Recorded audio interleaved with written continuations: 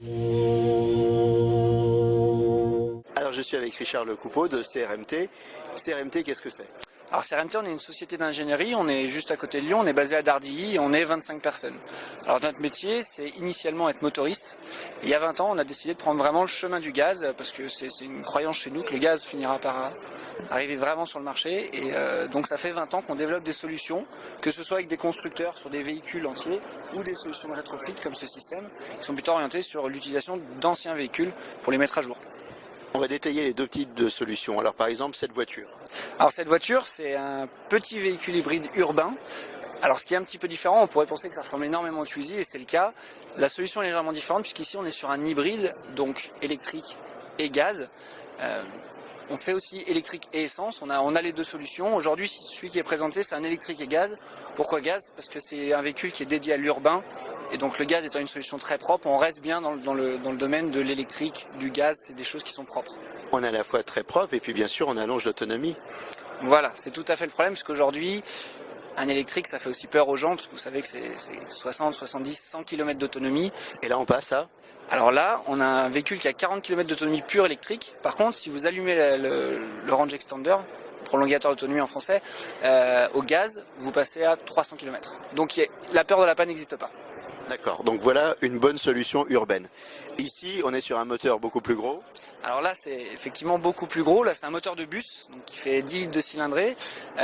C'est des moteurs qui datent des années 2000-2003. Et disons qu'ils ont été développés dans les années 95 et ils ont la technologie des années 95. Et les villes et les communautés nous ont demandé d'apporter une solution pour les fiabiliser et baisser les coûts de maintenance. Puisque c'est des technologies qui sont assez anciennes et coûteuses à maintenir en fonctionnement. Donc nous, la solution qu'on apporte... Alors si je comprends bien, c'est des moteurs de bus existants qui sont des anciens moteurs. Tout à fait. Et donc vous leur donnez une nouvelle jeunesse à travers des technologies qui vont les rendre plus propres et aussi plus fiables peut-être. C'est exactement ça. En fait, initialement, ils ont été achetés pour durer 10 à 13 ans. Donc ça s'arrêterait normalement aujourd'hui.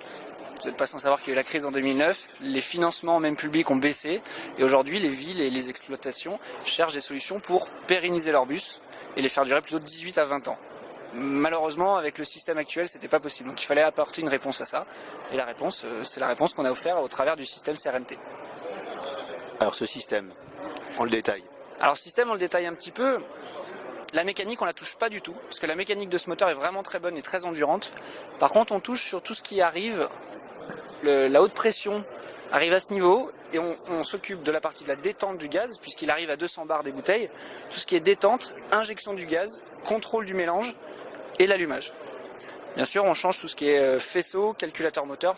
En gros, on change l'ensemble de l'électronique de contrôle du moteur et on apporte des technologies qui sont plutôt des années 2010, donc très récentes et pérennes.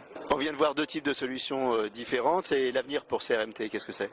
Alors l'avenir, c'est toujours basé sur ces technologies qu'on a développées pendant près de 15 ans, donc il faut quand même les utiliser. Ce sera un portage de ce système sur d'autres moteurs et ce sera la technologie qui est embarquée dans ce véhicule, la porter sur d'autres véhicules. On est aujourd'hui en train de développer exactement sur la même technologie, on la porte sur un petit véhicule de transport urbain, un petit camion qui est produit d'ailleurs à Lyon, donc c'est français.